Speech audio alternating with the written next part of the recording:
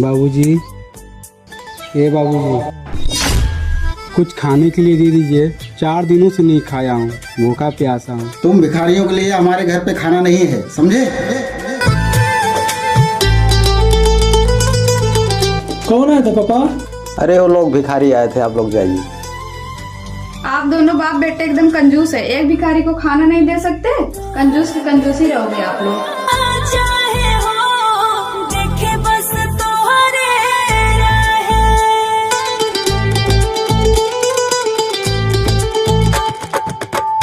भाभी, आप यहाँ? देवर जी, आपकी हालत कैसे हुई? भाभी, आपको पता नहीं, आप जाओ यहाँ से। कम से कम ये ले लीजिए, मेरी क्या गलती है?